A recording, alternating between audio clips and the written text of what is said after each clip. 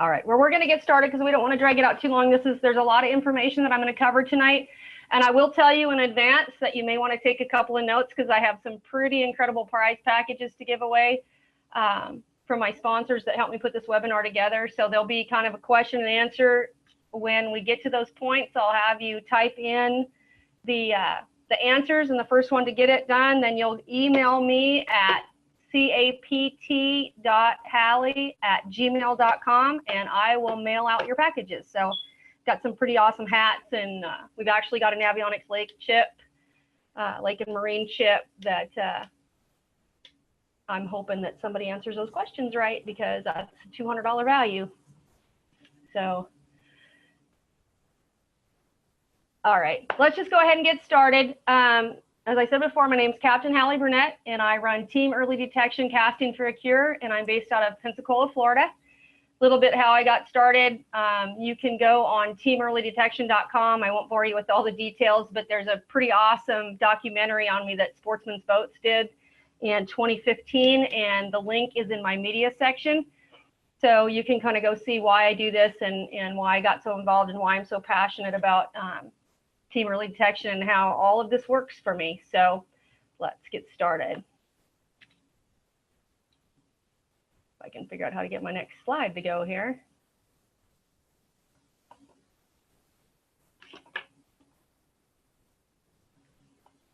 Come on. There we go. All right. So like I said before, my title sponsor are Sportsman Boats out of Charleston, South Carolina. They've been a huge, huge, huge help to me. Along with that came PowerPole, Simrad, and Boyd's Marine. You can see everybody on the side of my boat. My partner, Robert Gottney, there that fishes in the IFA Redfish Tour with me. He gets to put up with me on a boat most of the summer. So we haven't killed each other yet, but he's a great man and a great fisherman, and he's also a veteran of the U.S. Army, and proud to have him as a member of Team Early Detection. Love my military people. All right, so here's my son, Zane. This is where this all kind of gets started, and I am indebted beyond belief to all of the guides and anglers and my sponsors, and obviously Zane, who's helped me kind of figure this whole redfish thing out.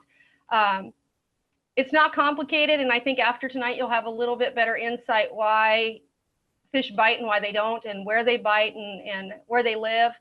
It's science is pretty fascinating to me, and I think once you put it into play, when you're out fishing, any of the bass fishermen that are here, I've had several bass people attend some of my seminars, and they really made the connection between redfish and bass when this was over. So anyway, we're really going to talk tonight about the science behind the strategy and the importance of dissolved oxygen when you're finding and catching redfish. And then at the end, we're going to kind of wrap it all up about how keeping a log and understanding all those notes that you make, what a huge difference it can make, because I'm sure a lot of you guys have a honey hole that you've gone and you've had some pretty good success at, you know, whatever your percentage rate is of hookup.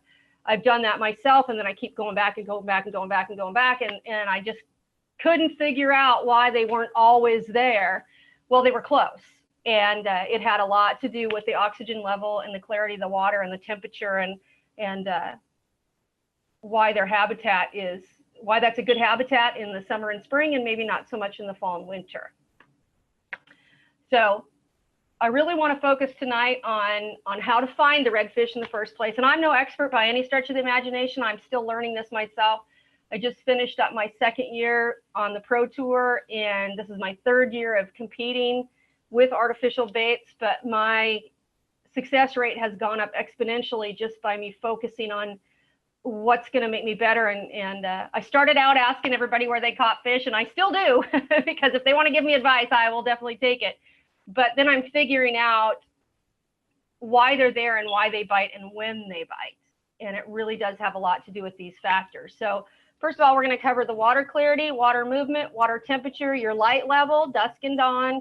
And then all of those things are going to be kind of tied in with how to really read redfish water. What I like to call it is, I know guys like Fred Myers and Barney White and Chad Dufresne and any of these guys, if you've never heard of them, it's unbelievable, because those guys can pull up to a spot, Gritter Griffin, they can pull up to a spot and see if there's going to be fish there or not, because whether they understand all of this, and I'm sure that they do, they get what that water is supposed to look like for those big fish to be sitting in there. So, and then on-land maps, we'll touch on that a little bit. That's a pretty complicated subject for one webinar, but we'll touch on it a little bit and you'll get to see what are the signs and what you're going to look for. All right, so we all know and we assume that fish need clean, cool, oxygen-rich water to survive, right? So why is that? Well, clean water holds more oxygen. Makes sense. And we'll talk about the sediment levels in water a little bit and why that kind of chokes the fish out a little bit. And if it's cooler, it even holds more dissolved oxygen, right? So clean and cool are your two big things. And chances are, I'm not telling you there's going to be big hammers in there, but there's going to be fish and you will catch them if you can find at least those two things. Then we're going to touch on current a little bit, but just think about this. If you walk into a smoke-filled room or a bar or a restaurant or wherever, or you're driving down the highway and a forest fire's going, or, you know, somebody's burning off their pasture, how horrible is that as a human for you to have to breathe that? Well, put that into fish terms and you have sediment-filled water, they don't want to be there either. They can't breathe, they can't move right, none of it, and it slows the water current down, it slows everything down. And so when you pull up, you're like, the water's dirty, they're not there. Well, that's why, because that sediment is taking up that space where that dissolved oxygen needs to be, and that's why the fish have moved on. All right, so this is a little bit of a kind of a science representation of what I'm talking about, but you can see the parts per million of the dirty water versus the clean water, right? So if you have 9.0 parts per million of dissolved oxygen in your water, abundant fish populations, which is why the Gulf of Mexico and some of these places have just incredible fisheries, or, you know, and lakes too, but we're talking specifically about redfish tonight. So, but the key on here is, and it seems a little confusing, but it's not, that sediment oxygen demand is a significant sink for dissolved oxygen. What that means is that when you have sediment in the water, it sinks the level of dissolved oxygen, right? So that's a significant sink when we're talking in scientific terms about how that affects the fish population. So on the bottom, if you look at this chart, the more sediment, the less dissolved oxygen you have. That's why dirty water doesn't hold fish. And it will at times, but catfish and sailfish, and we've all caught that stuff when we're looking for reds, because those fish move in because they're just nasty. But, all right, now we're going to talk a little bit about water movement, and this has to do with the lunar cycles and how the pull of the moon and the sun and everything affects on your moon phase, tides and currents and all of that. And if you look at this picture, this is actually back behind my house, and it looks picture perfect, calm and still, right? That reflection is like the water's not moving. But if you look at those ripples in the water, that's tide movement. That tide is moving in and causing a current. So I'll explain that to you a little bit more. But when you see really slick water like this, there's water moving underneath that surface. It may not be so much on the top, but how everything moves in and out of the Gulf of Mexico or the Atlantic or the Pacific or wherever you're fishing at, that water may not be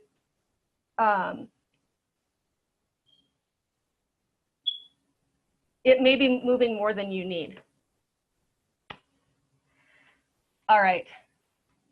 So now I touched a little bit on it about the difference between tide and current.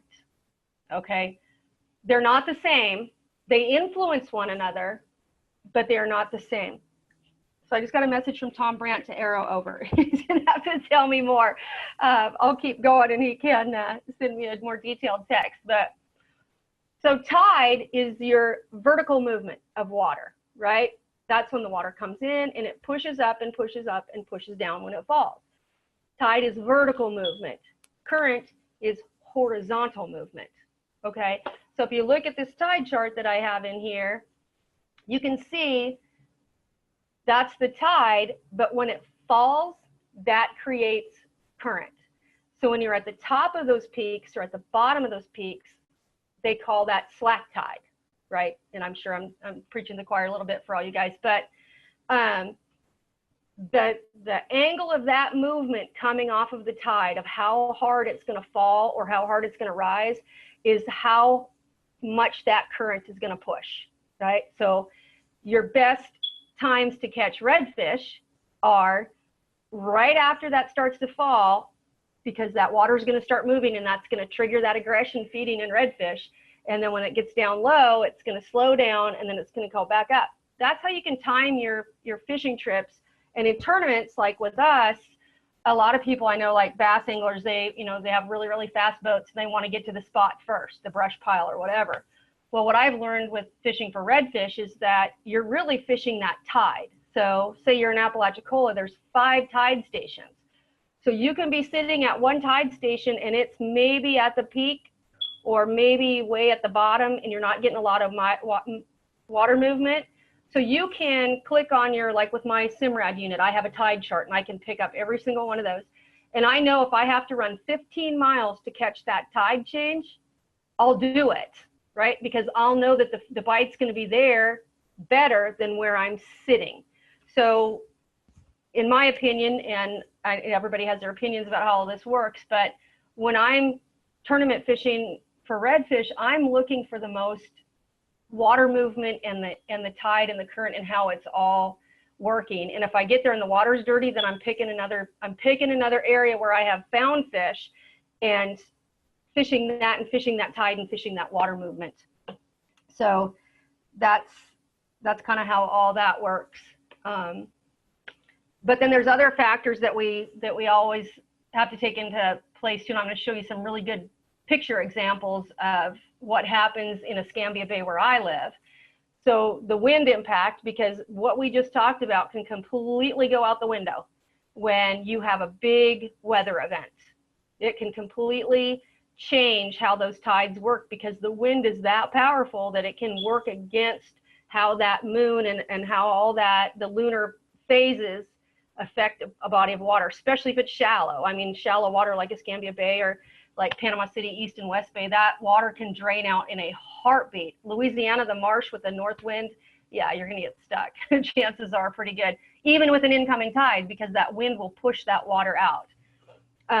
Air pressure impact with hurricanes and cold fronts, that's all the same thing too, is that when that barometric pressure, and with redfish, because of their air bladders, if you have a low pressure system that comes in, those redfish can feel that. And they always talk about before a thunderstorm or, and it takes several hours afterwards for the fish to start eating again. But before that, those fish can feel that barometric pressure and it starts to squeeze on their air bladders. So they know that they're not going to get to eat for a while. So they start gorging themselves before that storm. And that is the science behind why fish feed really heavily before a weather event, because it's all about how that affects their air bladders. And they know, because once that low pressure system hits, they're going to go deep. They're going to go lay down and equalize those air bladders and get comfortable, because they don't like how that weather affects them. So let me show you a couple of real quick pictures about dramatic extremes that have happened in Pensacola in the last 6 months. All right, so this was just before Hurricane Irma when the outer bands were coming in on the storm, and this is wind impact, okay? So we got the clean edge of the storm, and Jacksonville got the bad side of the storm. So this was before, this is my backyard before. This is just wind, and we had high incoming tides.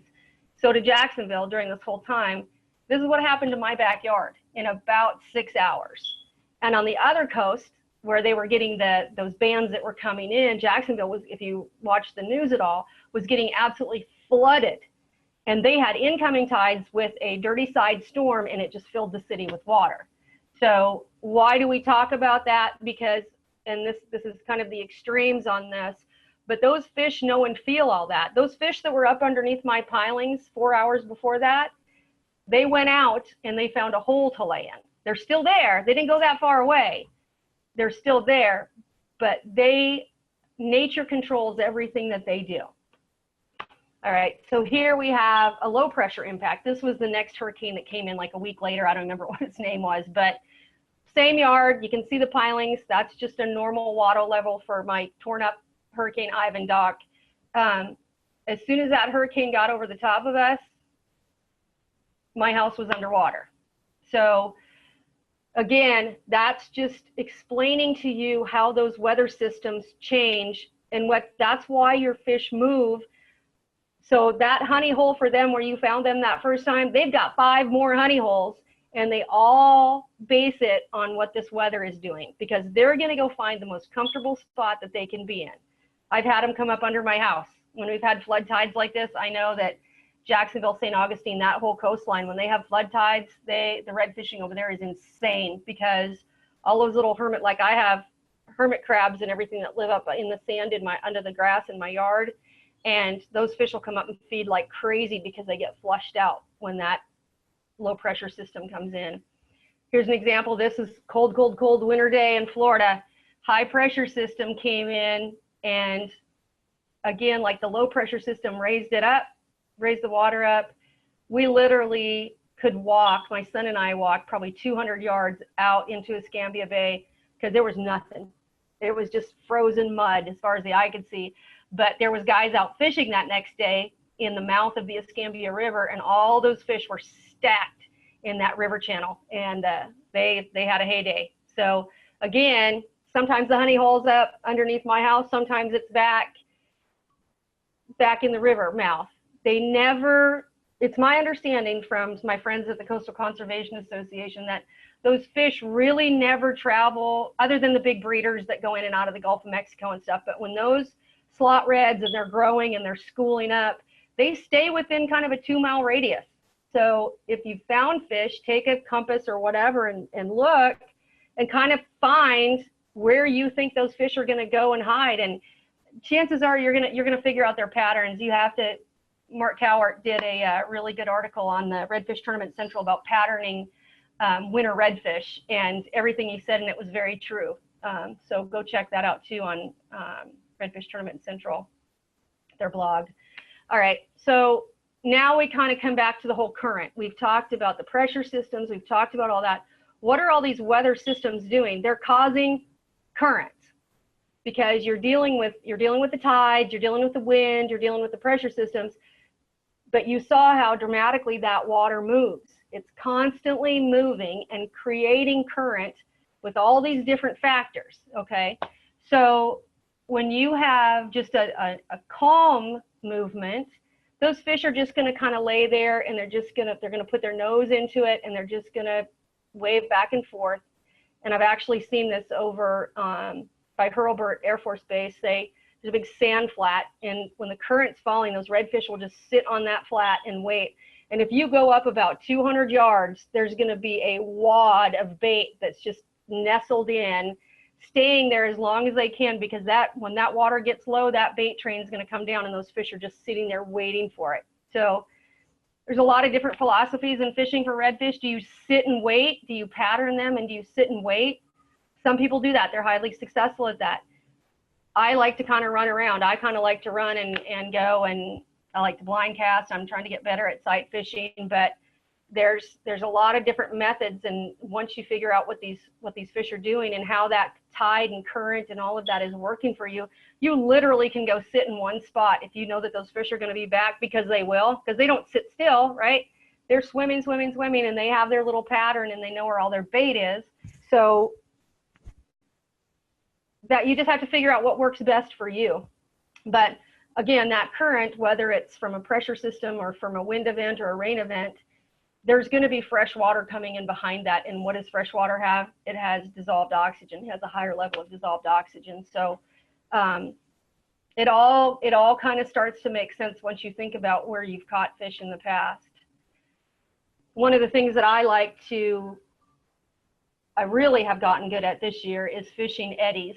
And I kind of learned that after following some of the big national kayak fishermen around as a camera boat for the IFA kayak championships. And I'm not going to tell you where they were, but seeing how those guys fish and look for those big bull reds. You look at this is like a river eddy, but it works in the intercoastal. It works anywhere. You can see where if there's a tree or anything laying down, if you look back behind that, there's gonna be fish sitting in there.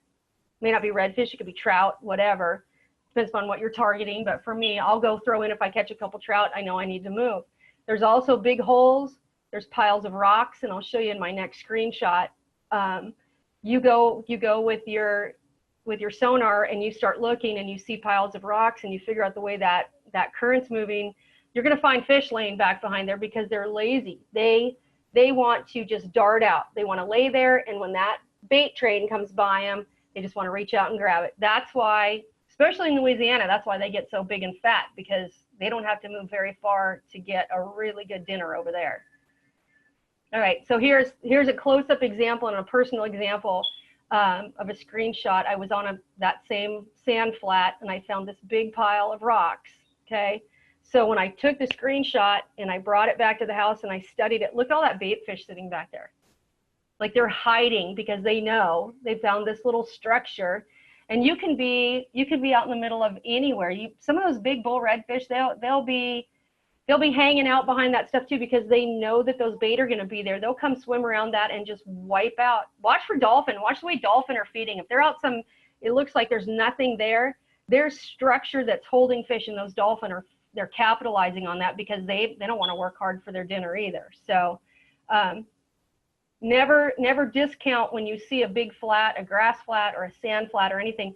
Look, it doesn't have to be rocks. It can be a hump of grass. It can be bridge pilings. It can be whatever, but fish that back side of those, and you're gonna find fish. These actually ended up being really nice little mangrove snapper that were hanging back there. Not what I was looking for, but it was dinner and I found fish. So let me go to the next one. All right, so here's, and I'll go into more detail on this in the Google Maps part, but if you look at this picture, you can see the direction of the current. This is at the mouth of the Escambia River. So many people go buy crab traps. They're like, oh, there's not gonna be anything, there's not gonna be anything. But if you look at that, what we've talked about structure and current, clear water, moving water, I picked a really nice redfish off right in between that crab trap and that buoy, that floating buoy. There was a rope there, and he was just literally, I watched him. I could stand on the tower on my boat and I watched him. He was just darting out. And so I pitched in a little egret wedge tail in there and popped it like a mullet, and I got him. So never discount any kind of structure when it comes to fishing for redfish, particularly in Florida. Now, this is where I primarily fish, so I know you guys are some of you guys are probably from the other coasts and whatever else, or Louisiana, but never discount structure when you see it, when you know that water holds redfish, because you'll pick them off of there. All right, so here's where we're going to have a little contest. I'm going to turn my chat on. All right, so the first person that can name the 6 environmental factors that you look for when fishing for a redfish, I have a Simrad gift pack with a visor and a hat, a decal, and a Mojo Redfish buff, and a Team Early Detection sticker pack. So if you guys are on and you're paying attention, start typing and tell me what those 6 things were that we talked about, and I'll give you just a couple of seconds, and then we'll just keep going on. But Tom Branch is going to be helping me out with this. So again, we're also going to do some drawings at the end out of the numbers of everybody who's been signed up for the webinar. So, all right. There we go. Come on. Sometimes this wants to cooperate and sometimes it doesn't. All right, there you go. Water clarity, tides, current, moon phase, water temperature, and light level are your 6 things. So the first person that typed that in, and I'll go back and look at the list when I get done, is going to get that Simrad gift pack. All right, water movement. We've been kind of talking about this and talking about this. This picture actually was taken by Kent Hickman over in, he lives in Lakeland, Florida, and fishes that area. And this is a prime example of how important it is for you to understand tides and current, because that person's going to be sitting there for a long time. They'll get out. They didn't damage their boat. They're going to get out, but they didn't understand those soundings on your Navionics chart. It's super, super important for navigation. It's super important for fishing to understand what that mean lower low water level means on your charts when you're reading them. I've talked to a lot of people. They have great big electronics things, and they've got this beautiful map in there, and they have no clue what it means. Not only for navigation, but we talked about when those fish start moving in and out of a certain area that you know where they're at, once you figure out what that mean lower low water level means. So if your tide drops 3 feet and those redfish, like it's a 6-foot hole and redfish like to be in 3 foot, and you have a 3-foot tide drop, go check that hole. Go look at your navionics chart, mark that spot, and so that you'll know when that tide and that current are moving in and out, where those fish are moving off the shoreline and moving out into those potholes or sinkholes or whatever. It's kind of underrated, I think.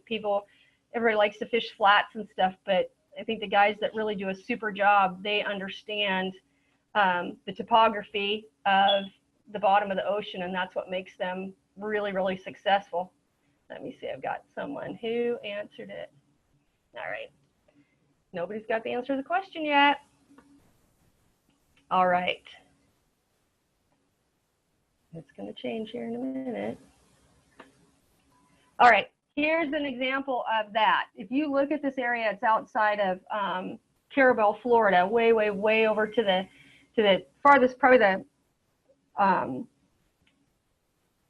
farthest east that I probably fish, other than if I trailer and go, but I'll run this spot all the time. But look at how the floor of that area, that particular area, look at how different it is, and all the channels and the cuts and all those things that are there. That's why this is like a redfish mecca. Some are big, some are not. I mean, it just depends. It's right in the Gulf of Mexico, so things, there's a lot of water movement. There's a lot of predators. There's turtles and stuff everywhere, and I'm sure you guys probably have found spots like this where you're at. But if you'll see where my boat is, I kind of zigzag back and forth, and I kind of knew I was looking for about that 2 to 3 foot water level and way the tides were, and you can see where my boat stopped. And as soon as I cast up there, I had beautiful, beautiful redfish, and there was a school of about probably 20 of them just sitting there milling around, and they were eating all the shrimp and stuff that was just coming around that island. So it does make a difference for you to be able to figure out those maps and your tide levels and what level of water those fish want to be in.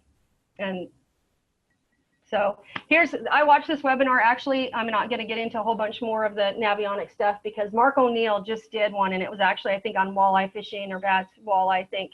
And but making your own maps, and I learned this when I was in Venice for the IFA championships, is that when you at the mouth of the Mississippi River, how everything changes and shifts around and moves stuff, you can actually do your own sonar charting live. Go back to your room, and it may or may not, you can overlay it on the current charts for whatever you're using, but you can overlay it and you can see how those sandbars and things have shifted. He does an incredible job of explaining sonar charting live and how it works. So I really encourage you to go on to the navionics.com and watch his particular webinar. Okay, all right. So here's the big navionics gift pack. This is worth about $250. So I really invite you to answer this. What do the soundings printed on a chart represent? What did we just talk about? MLLW. First person to answer that in the chat section is going to get mailed out that incredible navionics gift pack. Yep. Ooh, I don't want that. How in the heck do I do that? Didn't mean to have my face blow up like that. All right, let's see what we have, if we got an answer on that. I think we do. All right. All right. Come on. There you go. The depth at the mean lower low water. So I'll be checking the comment section, and I'll see who won that gift pack from Navionics. And there's some really cool Strike King baits in there, some spinner baits, and it's a pretty good little gift pack.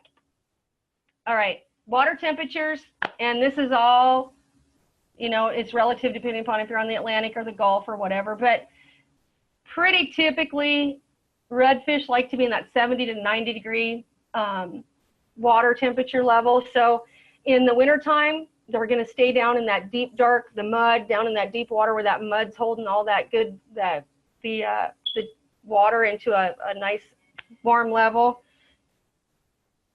And then in the summertime, they're going to stay up.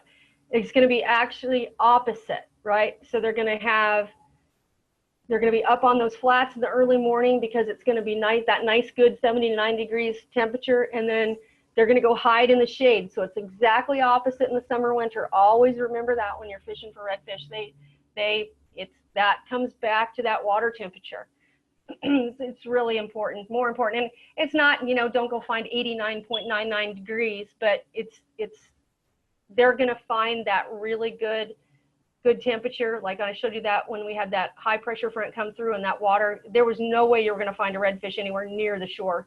First of all, there wasn't enough water, but secondly, that water was probably about 40 degrees pushing down. Some of it was frozen. So yeah, they're going to move way away from the shoreline, and they're going to get down in those river channels. This is just a quick graphic then coming back to our oxygen saturation versus temperature, because that's what this whole webinar is kind of about, is getting that correlation of why, you know, they're not gonna put their hoodies and their Uggs on when it gets cold, right? They're gonna go find where the best water with the best oxygen that they can move the least amount and expend the least amount of energy. And all the bait fish are gonna do the same thing. So this is in Celsius, but you can see as the temperature goes higher and higher and higher, that oxygen rate goes down drastically. So I just want you to kind of, oh, can't see my screen. Whoops. I guess. I don't know what I did there. Hold on. I just got a message that I can't share screen. There we go. Sorry about that. I must have pushed the wrong button. All right. From current slide. All right. Is that better? I think I got you back.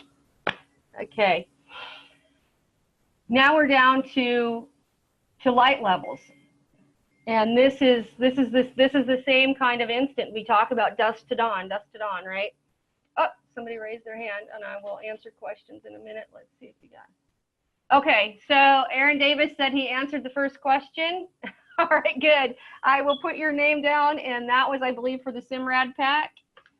Make sure you email me at capt.hallie@gmail.com, and I will, with your address and your contact information, and I will get that out to you. Let me see, go back up. And then, oh, let me see, Jamie, who won that one? So Aaron Davis got the first one. And then Jamie McGuire got the second one for the Navionics pack. So make sure that you get a hold of me. And yeah, Jamie McGuire, I'm writing your name down. All right, you get the Navionics pack. All right, let's keep going. Awesome.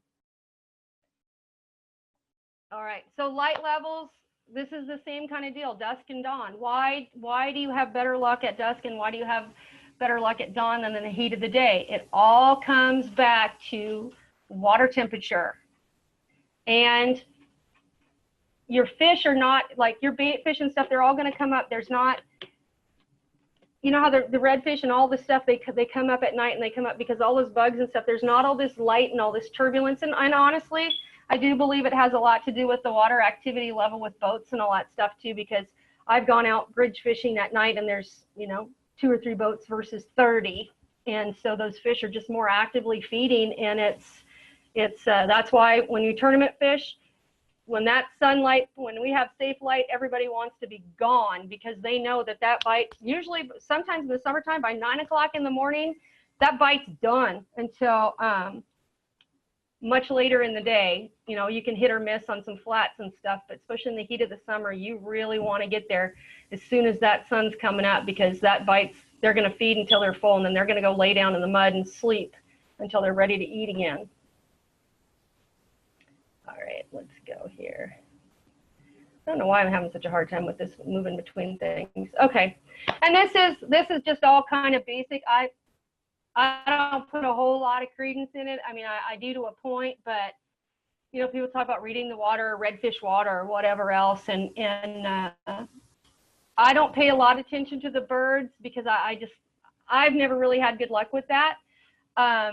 bait fish on the surface, you know, you just never know if you're going to get speckled trout or whatever else, going to catfish and stuff. They'll all push that up, or dolphin and stuff. They'll push it up. Truthfully, by looking at the bottom, I always have, if I'm just looking and the tide's not, the bite's kind of slow and things are around, if I start seeing sheep's head or stingray, I will stay in that area, because there's a really good chance you're going to be able to pick a redfish out of there too, because those, they all seem to kind of go together. And if you've watched the Fisherman's Guide, the show, it's also in my media link. Captain Ronnie Daniels and I were on the water one day in the Biloxi Marsh, and we literally were using artificial baits, gulps, and there was a redfish and a sheep's head together, and we both threw in, and the red was chasing mine and the sheep's head was chasing his, and they fought over it. And like the sheep's head won, and we caught huge sheep's head on gulp. So there's just a really good correlation in my experience. That's what I've had the best luck with, is just really looking to see what's swimming underneath the surface of the water. The rest of it, you just don't know what's going to be there. And but it all comes from experience, and just, I think whatever your confidence level is, I think that helps a lot too. So this is actually right on my back beach here just a couple of days ago. That is probably about 6 inches of water, and that dolphin has a mullet in his mouth, and there was redfish going up and down. I can watch them from my deck. They were going up and down the shoreline, and all these little finger mullet were there, and this dolphin literally came up. He almost beached himself. And I've learned from experience too that once they do that, wait about 30 minutes. Those redfish, they're there for a reason, and they're going to come back, but they're going to wait, because those dolphin are going to keep moving. They're just going to move and move and move. They're just going to tear up the shoreline. But if you wait about 30 minutes, those redfish and all that stuff, they'll kind of come back to that same area. So I've actually had pretty good luck. When I see dolphin feeding, I'll stop and wait, you know, have a Diet Coke, have a sandwich, and sit and wait. And I've almost always caught, and not tournament winners, right? But I'm just looking for fish. I've almost always caught redfish when there's been a pot of dolphin that have come through like that. But yeah, he almost ended up in my living room. All right, here's another big thing. And this is where the Louisiana people, and this is why Louisiana is such an incredible fishery.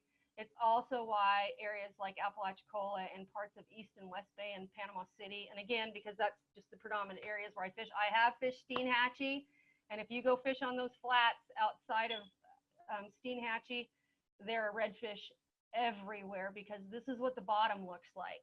And I just did a blog article too for Redfish Tournament Central, talking about photosynthesis, and there's a reason that they like the grass on the bottom. It's because it does provide structure and coverage, but it also just gives so much oxygen. That's why you can go sit in a pond in Louisiana, and it'll seem like the water's not hardly moving at all. The fish really aren't moving that much. They don't have to, because those plants are just giving out so much oxygen that those fish can just stay there. That's why they look like footballs. That's why they call them pumpkin patches over there. If you can find places like that in Florida, send me the GPS coordinates, because there's some really good fisheries in Florida, without a doubt. But our fish have to move farther and work harder, and they just don't gain the weight like the Louisiana fish. That was the kind of the aha moment that explained the whole thing to me, and it's all about the grasses. And here, my son, who's kind of a hippie when he did this, when he was in the Marine Sciences Academy, but we were having a discussion about, and again, this is in the exact spot where you just saw that dolphin feeding, right? Look at all that dead plant material in the back of there. And Zane brought one of his aquarium tools out, and he was showing me how low the oxygen level was in that beautiful, clean, clear water, but all of that dead plant matter was just sucking it out as it was degrading on the bottom of the bay in the wintertime. So that's why sometimes in the summertime, when we have some good grass and things and the tides are right, we can have some good fishing where I live. But in the wintertime like this, all that plant matter and all that stuff washes down out of the river, and it just completely, we don't even get rain minnows or anything up there at that time of the year, because there's no oxygen for them. So again, it's the perfect combination, like we talked about, are all those factors: cold water, clean water, you know, oxygen rich, on and on and on. But there's also other factors that play in, like in the wintertime when all those plants and things die off, the water gets cold, you have a high pressure system come in and destroy that estuary till it can rebuild when the water temperatures get up, the fish just are going to move. They're going to move again back out to where that bait train is, out into the mouth of the river or wherever they can, you know, find a decent food source and rest and not have to work, you know, to breathe underneath the water. So here's a prime example. Here's kind of a blurry picture, a selfie, but look at that grass. That's in Apalachicola, Florida. Look at how that grass is, how it's kind of sparse and whatever else. I pulled a beautiful 8-pound redfish out of there, right? Grass, grass, grass. It was a huge, big, kind of a open area, but there was this grass line that had this where they could hide in, and I could see the mullet and stuff jumping outside of it, and I pitched right back up into that grass. Redfish love grass. They love plants, they love structure, they love habitat, all of it. And here, the next picture then, different kind of grass, but there's Louisiana. That's a prime example of how you just look and fish those grass lines, because even if you get out in the kind of in the more middle, there's going to be pretty good oxygen out there, but the way that water has to move through that grass and the photosynthesis and everything that's happening, those fish literally lay with their noses sticking out of that grass, and you pop a gulp or a gold spoon or whatever, spinnerbait, whatever you're using, they'll come out and just attack it, and then they'll run right back into that grass, which is why in Florida, back here, I can fish with 8-pound braid, 10-pound, I can pull a fish out of that. Okay, Louisiana, 50, 65, because look at how much more dense that grass is, and they will go back in there, and you have to horse them out. You have to get them out of there. So fish are fish, and they all have the same things. You just have to know the environment of, you know, kind of what you're fishing in and what, that's a whole nother gear question that we could get into too, but we won't obviously do that tonight. But so anyway, connecting the dots, they need dissolved oxygen, period. And once you start identifying those things and looking, and if you don't see anything moving, move on, keep looking, just keep moving, and you'll find them. And once you figure out that combination for whatever area you're fishing in, you're going to have really good success. I guarantee it. We're going to touch on the maps a little bit. This is, again, it can get to be, I could go on for a day about how to use maps and things, and I'm still learning it, but it does make a big difference. They are lazy. They're creatures of instinct and habit, just like we talked about all along. They're going to kind of stay in that same general area. So now, instead of being on the water and spending 300 hours a summer like I've done looking, you can go home and look at your maps. Once, pay attention when you're on the water and you're seeing where you're catching fish. Go home and pull up Google or Bing or MapQuest, the Earth image, the satellite image, and mark on there and look, study where those fish were. Because then you can start looking around, and eventually you'll make the correlation that, okay, they're not going to be here, they're going to be here. And then you can, it really helps on your fishing time to kind of just eliminate stuff. And you can go check those other spots, but once you start really studying those maps and understanding what they're telling you, your success rate to go out when your family comes from North Dakota and wants to catch fish, you know, because they think you're wonderful and you catch fish every time you go out, which is not true, but you're going to have a much better chance of being successful. All right, so this is just going to be a quick tutorial on how to use those maps. All right, this again is in my backyard. Okay, you can clearly see that there's a grassy point where that little, and that's what they use to mark kind of estuaries, right? You can see the sandbar coming off of that edge. You can see the channel that's been cut between the two bay systems in between that, the sandbars and that grass, right? So there's a deep water channel, okay? So keep that in mind as we move forward, because that's hugely important about what we talked about. That there's a channel cut in there because the water pressure and the water power are pushing that through, and it's made a channel. That means there's current. That means there's moving water all the time in that spot. Okay, so the red marks now that I've added to that are crab pots. Okay, I guarantee you that all these guys that I see out in their crab boats, or where, no matter where I'm at, maybe some of them have studied maps, but I guarantee you their grandfather's grandfather's great grandfather taught them this way before the maps were ever That's where they catch crabs, right? That's where they're going to be at.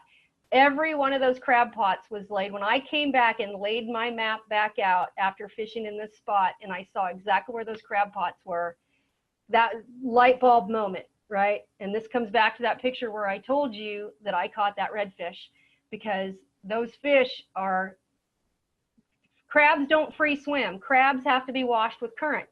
That's why the crab guys know where those fish and all the crabs and everything are going to be, is because those crabs and the shrimp are going to be washed with the current. Well, that's where the redfish are going to go eat them. So never underestimate the power of a crab trap. And even if you don't want to fish the trap themselves, you know that those traps are there because that free flowing bait that can't swim has to, they have to be washed through that. And yeah, and I do want to bring this up real quick too, is that my son just bought a sailboat and he doesn't have electronics on it yet. So we downloaded the Navionics app onto his cell phone. And right now you can do it for 14, your trial period is 14 days for free. I think it's $9.99 for the year, even if you don't have the Navionics chip on your boat or whatever, but you need to get one. But put it on your cell phone for iPhone and Android. Download that app and give it a try and start, because you can mark your waypoints, you can mark all kinds of stuff on there, and right on your boat, and then you can sync it up on your computer. It's a pretty awesome program, but it's at navionics.com, and then you can just go on the iTunes store or wherever and download that Navionics app. All right, so this is where we're going to kind of all bring it together, and I know I'm a little wordy. We're pushing on probably about 50 minutes or 40 minutes, I guess, of here. But so now that you've found where the fish are, now that you've kind of identified this and you've looked at them, that's half the battle. Because the other thing that you really have to learn about redfish, and again, everybody, Louisiana is a little different than Florida and everything's different. Florida redfish are super, super, super spooky. And my first year, I had the wrong kind of boat. I didn't have the right gear. I didn't have anything. I was able to find fish, but I wasn't successful in catching them. And it really came down to the approach that I was using with my boat and the positioning. And that all comes back again to your tides and your current, and we'll go over that just a little bit. And then your lure presentation. You have to figure out how, like when you're watching finger mullet jump, you need to find a bait that looks like a finger mullet and jump it, because the fish are eating that. That's what you have to kind of figure out. And we'll talk about it a little bit. But again, I really want you to focus more on finding these fish. And once you do, then we're going to take those same environmental situations with the tides and the current and the wind, and we're going to apply that to how you approach that spot and how you position your boat to effectively fish that for redfish. All right, and this is again a little bit of a wrap up. Reading redfish water. This is what I get back to. All these guys who win boats and everything all the time. These guys are winning. If you sit and listen to them, they're not going to tell you. You know, you can You can ask them where they do and what they do, and some are pretty helpful, but it's proprietary. They put a lot of time in, and you have to respect that. But if you just sit and listen to them and you understand what they're talking about, you can really, I've learned more just by sitting at a picnic table, at a captain's meeting or whatever, just listening to these guys talk. Well, this spot and this spot, this spot, and then they'll say some little thing. They'll talk about what was going on, or, you know, the tide was doing this, or the wind was out of the south-southeast. And you can kind of start to put all of those pieces of the puzzle together with what you're learning by yourself. But this is Fred Myers, who's the undoubtedly top redfish angler in the United States. I won like 3 national championships and 11 boats, and I don't know what else, but he said this to me one time when I was first getting started. He said, trolling motors are a blessing and a curse.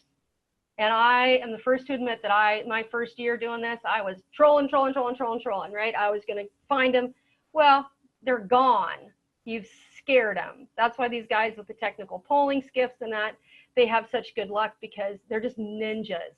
And you can be a ninja with a trolling motor, right? But you have to set it on 1 speed.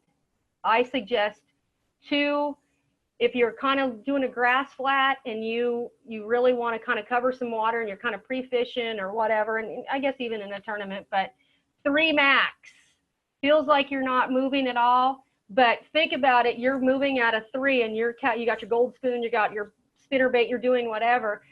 You've got to be able to reel that in before your boat gets to it. So, and when you're just out sight fishing and you're on a tower, 1 or 2. Depends on the size of your boat. You know, with my Sportsman, with my 234, I can put it on about 2, and you feel like you're crawling, and you are, but you literally can get on top of those fish and sight fish down on top of them because you've become part of the environment. And the best, and I don't even remember who it was that explained this to me at one point, but coming back to a bay system and you have a river running through it, right? There's always boats here in Pensacola. There's tugboats, there's all Coast Guard boats, there's Navy ships, there's all that kind of stuff.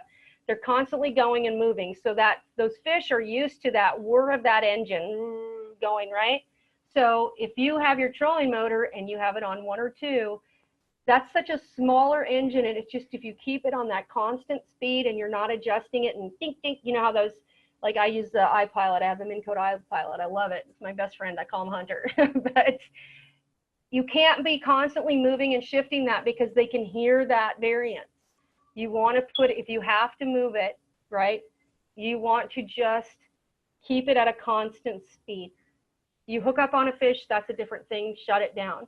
But don't be moving and constantly adjusting. That's why it's important to understand your wind direction, your current, all of that. The less you can move, less you can use any of that stuff. It's an aid, kind of, right? It's not the do-all, end-all. That trolling motor is not going to catch you fish. It's going to help you get to them, but it can also be a really big detriment if you don't use it properly. And it, like say, you're not jet boat racing down the Indian Snake River, right? You just want to go slow and steady and really, really be as quiet as you can. Right, there's a perfect example. You can see how the wind, and it's up on my tower, and you can see how I've got my trolling. I am barely moving. I'm on a huge grass flat in Panama City, and it's a well-known flat. It's a fun place to fish, but the way the wind and everything was moving that day, and I'm going against it, and you can see off to my starboard side, there's a huge pile of bait out there, and that's what I'm casting into. But this is what you don't want to do. You don't want to go into the wind. You don't want to push against it. You don't want to do any of that. Flip that picture, right? Come down and flow with it if you're just searching and looking for fish. Now, and there's a little bit more technical stuff to that too, because you also want to present your bait that it's coming down towards you.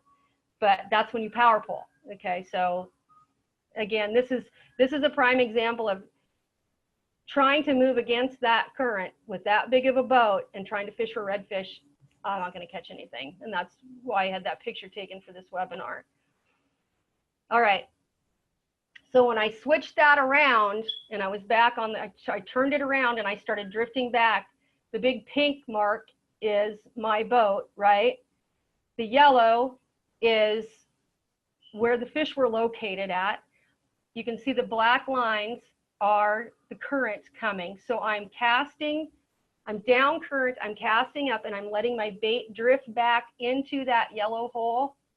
That's where those fish were sitting, right on that little point. I had the wind to my back.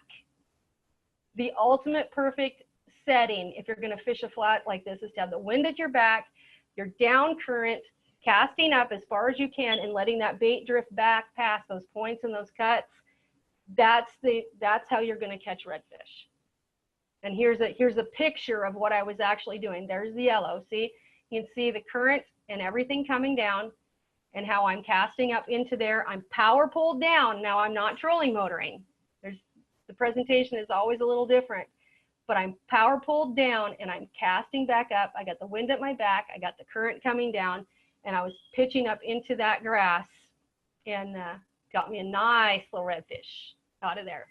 He's not a tournament winner, but he certainly was fun to catch.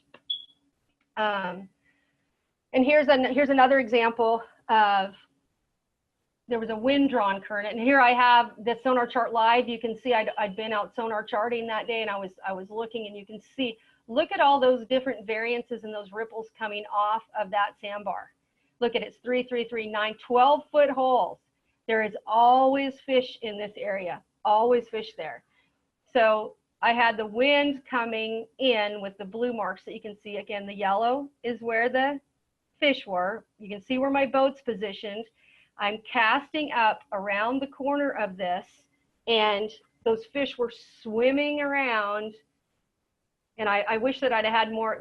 It was so shallow. I didn't, with the boat that I was on that day, I couldn't get in and get my sonar chart just exactly like I wanted it for this demonstration.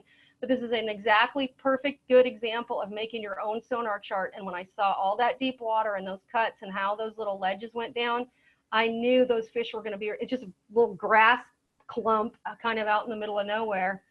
And there it is. And you can see again that grass. You can see how the wind and the current are coming in. I'm down current, casting up, and see that little eddy that's right there. It's a really calm little spot. I pitched up right on that little tip on that corner and pulled out a beautiful little redfish on there. But again, pay attention to the grass. Pay attention to that, because that's what they're ambushers. That's what they like to do. So, and we're going to talk a little bit power pole. So you guys see power pole, you probably know there's going to be another contest coming up here in a minute. But in windy conditions, because we've all had tournament days or fishing days where it's just horribly windy, and power poles they're just a must-have if you're going to be red fishing. You always want to have the wind to your back if you can, but it's always more important to remember the way the current's flowing. So if you have to pitch into the wind to be down current, then you just have to keep your rod tip much lower to the water and get underneath that wind, because the fish don't really care or know that it's blowing whatever direction up, but they know which way that current's coming in and where their nose is going to come in.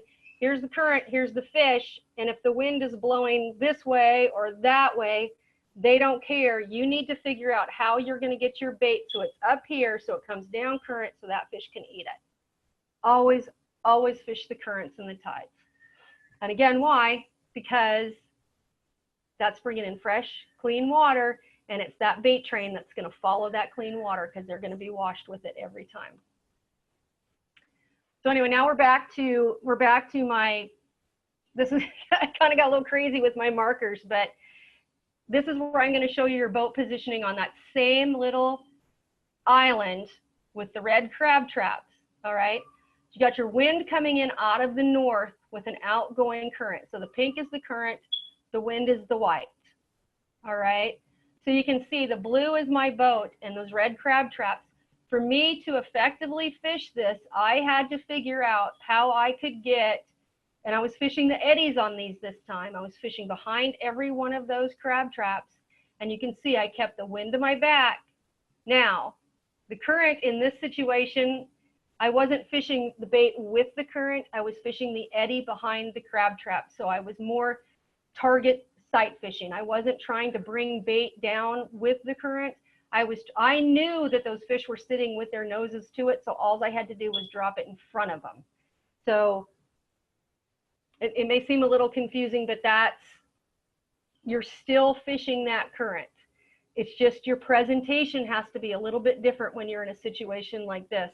But again, you get your Navionics maps and you study this. So now I challenge you all to go try and find something in an area like this where you fish and look for that cut, look for that current, mark it on your Navionics app, take it out, mark it on your chip in your boat, and go try and fish it. And just think about the things we've talked about tonight with that current and where those fish are going to be laying, because they're there. They're always there. Again, this is back to that. I'm kind of wrapping it up with this picture, because you can see the current, you can see the rope, you can see all of that, and bam, I was pretty happy about it. Yeah, I actually caught the fish on the little edge of the crab trap and kind of cut him up a little bit, but and I'm actually out away from the grass because of the way the conditions were that day, and I wanted to fish those eddies behind those crab traps. All right, so here's our power pole question of the day.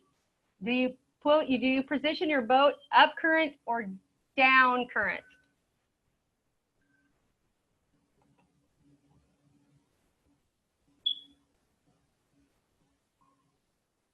Okay, I'm getting lots of questions. I'm gonna have to go back through these.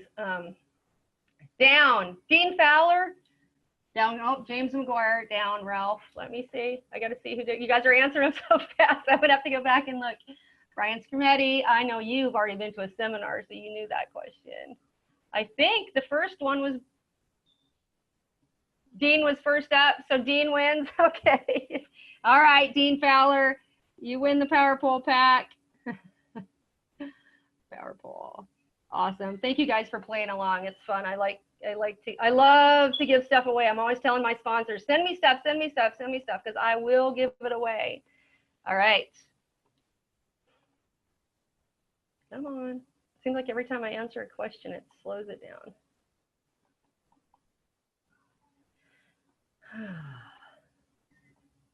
Come on. Down current. There you go. Dean Fowler. I'm not even a male yours. I know where you live. All right. So presentation, we're kind of getting to the end of it. The action, the silhouette, color, and casting distance. Everybody kind of has a different take on this. A lot of people say that the action is the most important. I would have a tendency to pretty much agree with that. But you have to have the right silhouette for what you're fishing. Like, you have to know what baits are in the water, because a pogie has a different silhouette than a crab. I mean, let's be completely opposite, you know, it's opposite day on that.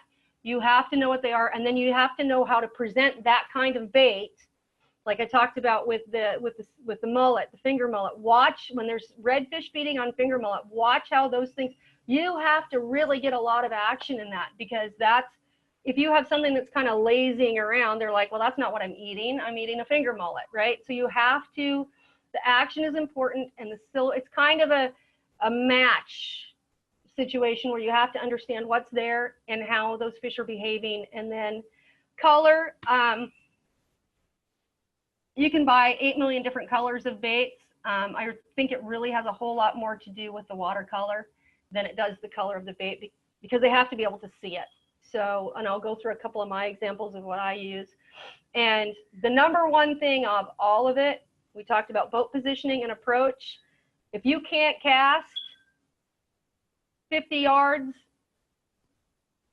I mean, like say again, if you're in Louisiana or you're sight fishing, there's different. But if you're fishing a grass flat, I practice every day. I have redfish targets. I go back in my backyard, and I'm not, 30 minutes or whatever, and I'll rig all my rods with a gold spoon one day. I'll rig all my rods with a gulp one day. I'll put all of them with an egret wedge tail one day. And I practice and practice, and I make notes of what setup gives me the most distance. Distance is key, because not only can they feel the pressure of the boat, and you need to be as far away as you can, but you're covering more water. You get that bait about halfway back to the boat, just reel it all the way in, unless they're chasing it and you can see it. But you have to be as far away from your boat as you can possibly be. It's all about being a ninja. I had a hand raised. Brian, I'll get with your question here in a minute when we get to the end. But again, we all know straight retrieve, jigging, twitching, jerking, or you really have to figure out if you have a favorite bait and you always have success with it, think about how you're presenting that lure to the fish, because what you're doing is working with that particular bait. People have different methods with spoons. They either, they jerk them, or they twitch them, or they straight line retrieve them, or do whatever. And so I think it comes back to a confidence level in what you're consistent with, and that the fish I really think that they can, whatever you're doing is making it the most natural presentation for them. And that's what you need to do and figure out with all the baits that you like to use. Because again, there's a million baits out there. You have to use what you're comfortable with and what you're successful with, because what you're doing that's making that successful is making it the most natural presentation, and those fish are responding to it by eating the bait. All right, so these are just a few. I love the egret wedge tail, straight line retrieve all the way back to the boat. That's what I caught in those 2 previous pictures. Well, 3, because I had the one on the crab trap and then the 2 on the grass lines. I was using the egret wedge tail. There is no need to do anything with these baits other than to retrieve them back to your boat, because of that big tail on the back of there, you can feel it, especially when you're fishing with 8-pound or 10-pound braid. You can just feel that wedge tail moving. I like watermelon green with red flakes. I use a lot of different kinds of baits depending, again, what's in the water.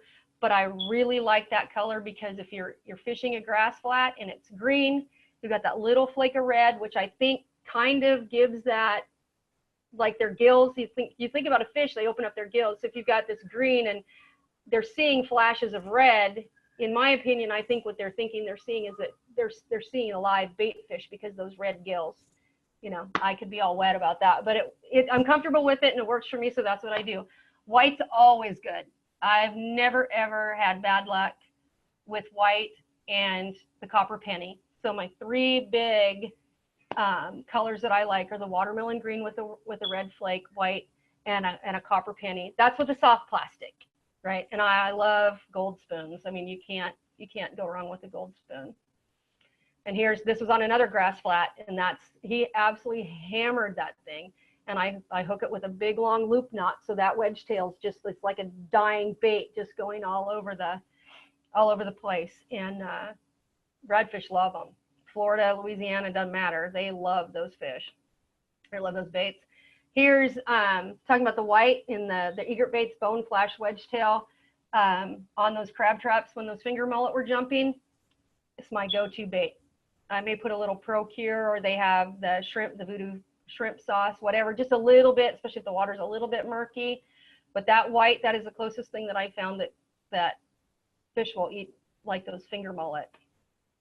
And here we go. Here's an example. I pulled this up. This is on those crab trap. Look at that picture of that mullet and that egret wedge tail.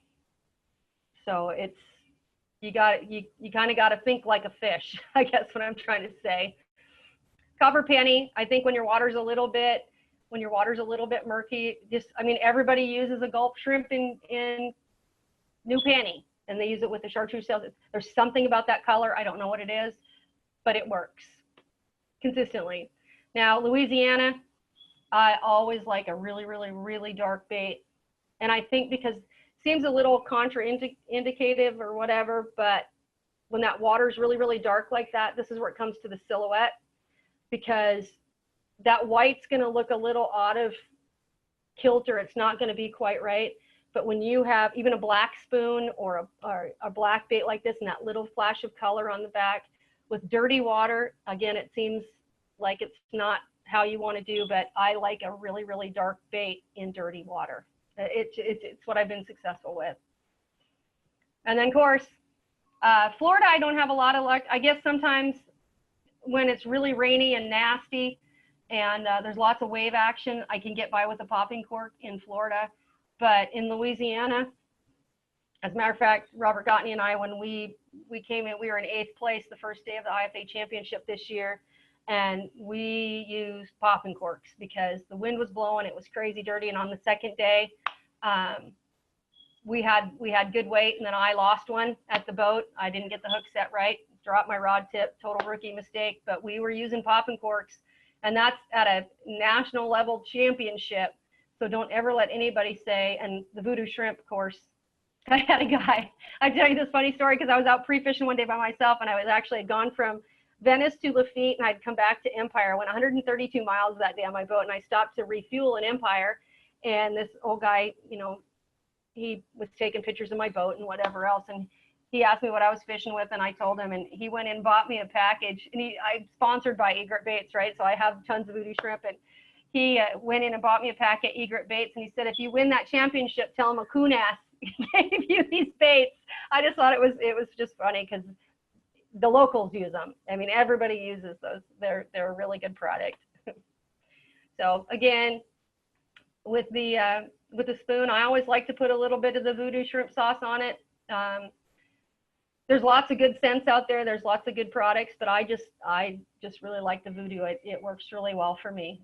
But I always put something on a spoon. Some people don't, but I like to put a little bit of scent on the spoon, even with that flash of it.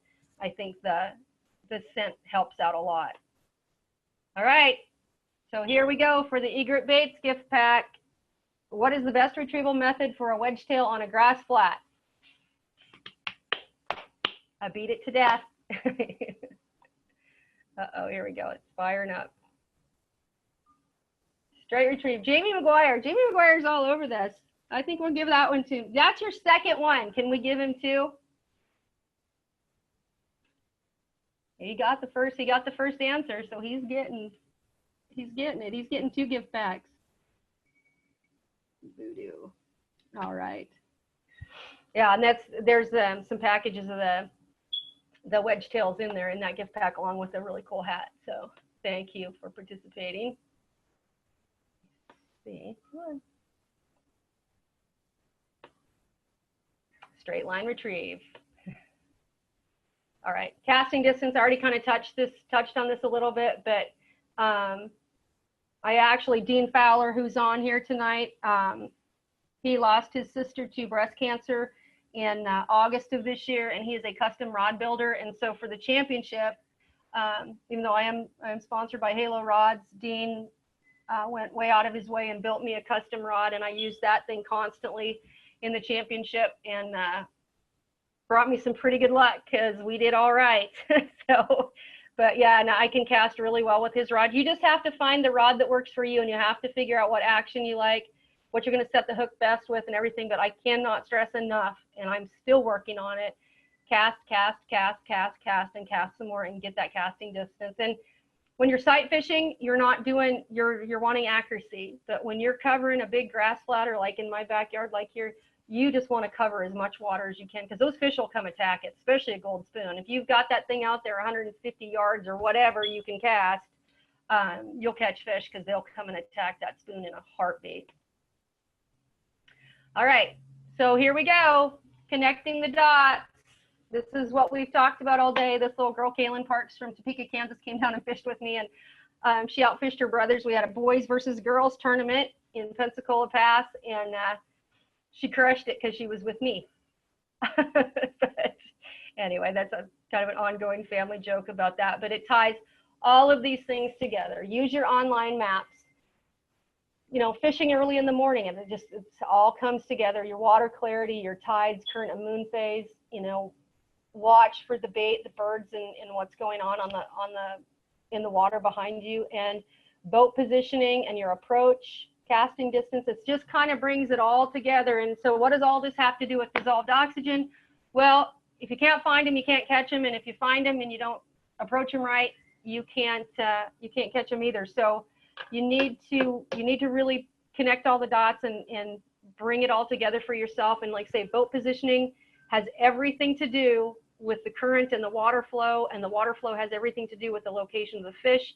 And that is because they're getting bait and they're getting food, and it's because it's a good spot for them because they have a lot of oxygen, and that's just how nature works. So it's kind of a whole simple little process that I use. And so here's Robert and I. This was day 1 at the IFA Championship. We were pretty happy.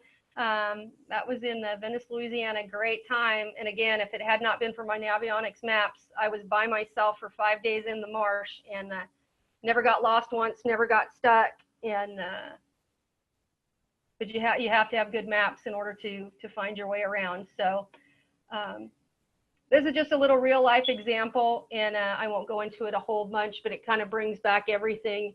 My first year of red fishing, this is when I would go out and I would pre-fish, and I would catch everything that I could possibly find, and I would go back to the same spot the next day and then zero, because I didn't understand the difference, what the wind direction was doing, what the tides were doing, what the currents were doing. This was at Panama City and West Bay Crooked Creek. This is an example of my fishing log. I keep very, very detailed records every time I go on the water, and this is when it all kind of came into just kind of clear view for me a little bit.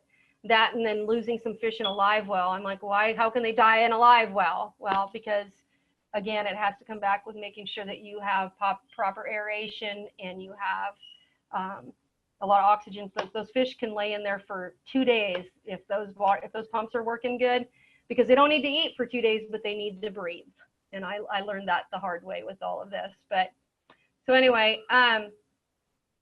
my shirt didn't show up, but we have, from all participants tonight, Tom Branch is going to be drawing a number, and I have an extra large Mojo Redfish finish shirt. I don't know why the picture didn't show up, but anyway, so while we're wrapping up, oh, there it is. So it had to show up. Yeah, it's that shirt. Team Diesel Junkies, love these two. They're a husband and wife fishing team. They're pretty formidable. They get it. They know that estuary over there very well, and they know how to fish it, and they spend a lot of time on the water. So somebody will be drawn for that shirt tonight. I want to thank you guys all for coming, and I'm going to start answering some questions here in a minute, but we have to go through that. We have to go through our little trivia thing. So what's the Navionics motto? Boat safer, fish smarter. So, egret baits, fish like a predator. There's a reason these companies have these mottos, because they get it. That's why they're selling baits. You guys got to be predators. Simrad, go with confidence. Between that and my Navionics chip, and I'm pretty fearless, which is probably a little scary. There's not too much that terrifies me when I get on the water. I feel like I can pretty much navigate anywhere, but you got to have a good equipment to do that. Power pole. Everybody knows the lady with the pink power poles, and swift, silent, and secure, because again, that all comes back to what we talked about. So I want to say thank you again, and I'm going to go up and see if I can answer these questions. I'll have to scroll back a ways, I guess, a little bit. No sound, no sound.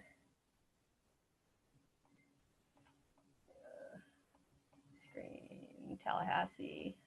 Hear you. Yes, yes. I don't think we have a lot of questions.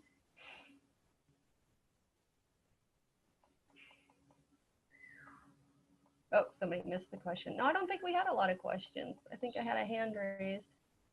Okay, Brian, would you recommend a power pole in 10 foot of water? I have 2 10-foot power pole blades on my boat, and I like them.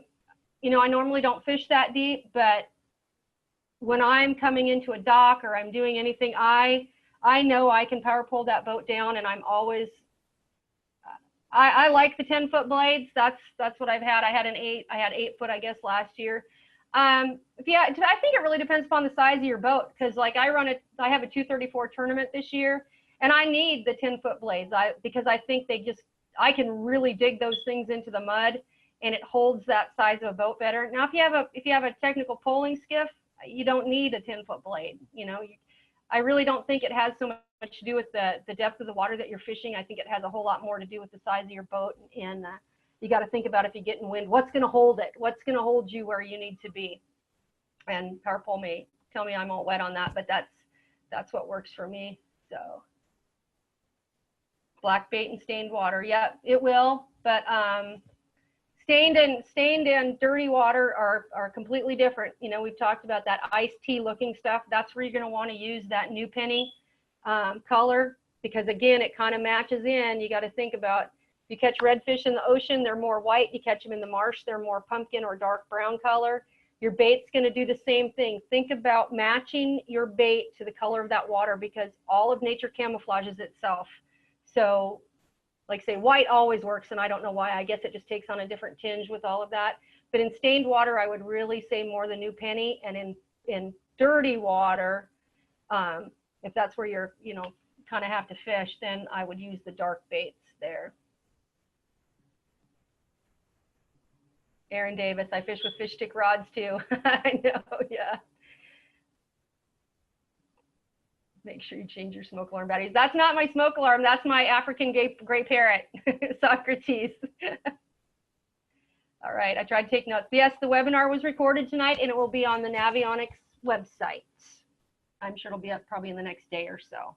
So anyway, I want to thank you guys all for coming and being patient. I know it got a little bit long, but I'm passionate about fishing. I love to talk about it, and I love to do it. So you can always email me through my website, teamearlydetection.com. And my phone number is also listed on there. If you have any questions, give me a shout. Thank you, Eric, too. I appreciate it. And I'll be at the Biloxi Boat Show, the Mobile Boat Show, and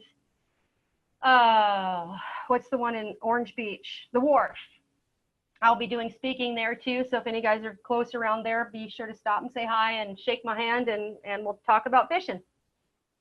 So I guess if that's it, you guys have a great evening. Thank you for spending some time with me. And I hope to put together another webinar here pretty soon. All right. Thank you.